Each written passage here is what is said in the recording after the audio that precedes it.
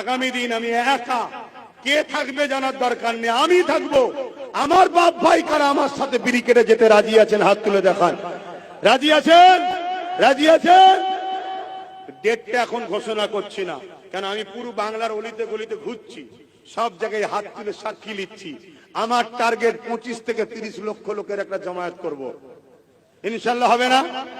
তবে যেভাবে লোক হাত তুলেছে সব জায়গায়, এই হাত যদি ইমানদারের হয়, আমার আল্লাহ যা ভাবছি তার ডবল হয়তো করে দেবে।